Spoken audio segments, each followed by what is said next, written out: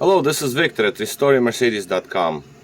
Today I have a throttle body from C220 inline 4 Mercedes, part number 001-1410225, built in 6 months of 1996, and this one had bad wires. I just replaced all the wires with new cables in there, and because I do not have bench test for this unit, I'm going to just check the readings with the multimeter here, just to confirm that potentiometers read, along with the idle speed switch, idle speed contact switch. So let's just start with contact switch first. So we're set at 20K there. I love this multimeter. I have it for so many years, I'm just so used to it. Alright, so 5 and 6 is our contact points on the micro switch. When we open the throttle slightly, switch disengages, resistance goes to infinite, open circuit, and then when switch engages, we have about 72 what is this? 720, I believe, 720, yeah, 740, 730, 730 ohms. Okay, I just went back to 2 kilo ohms. It's just, it is what it is. So 730 ohms, switch closed, disengaged, infinite. That's how it's supposed to work. The next one, we go to 20K.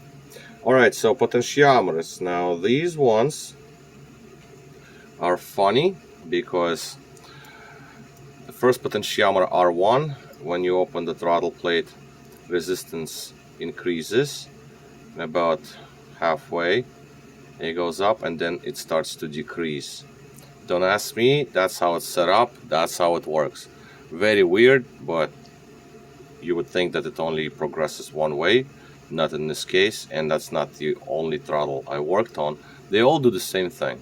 So first it increases halfway, and then about other half it decreases. Yeah, it's weird, strange stuff, but that's how it's set up, that's how it's built. Okay, so 1 and 3, it's the same potentiometer, but just the view from the other leg. So same thing, increases and decreases 2.8. See, it's like 3.4, so whatever, and then it decreases. Yes, like I said, that's how it's set up. The other leg has slightly different resistance, as you can tell, but that's the way it is. What are you gonna do?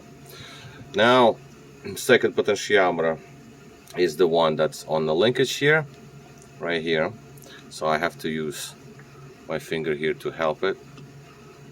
It goes to 1.6 about to 990.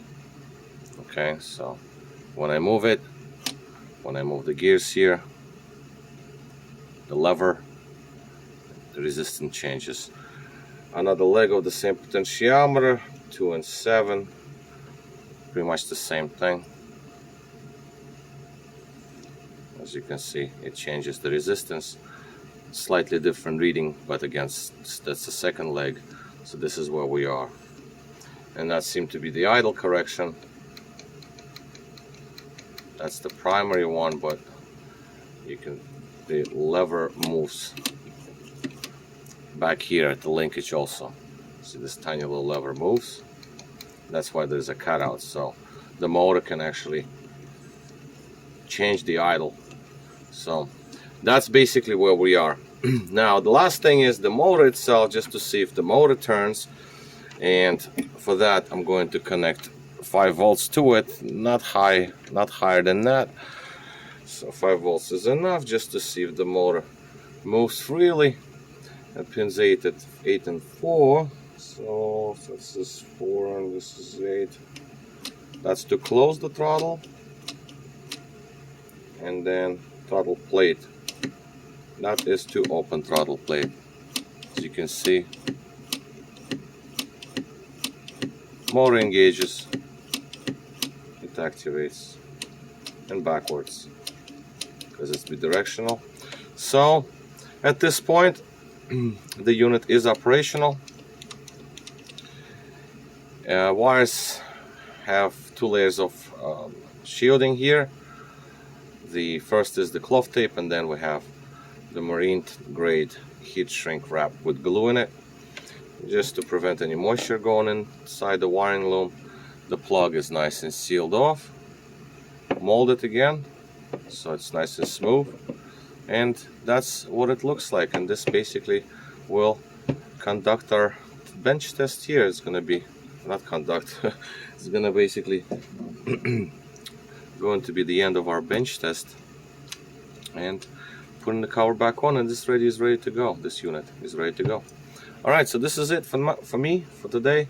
Victor here, RestoreYourMercedes.com. Thank you for watching.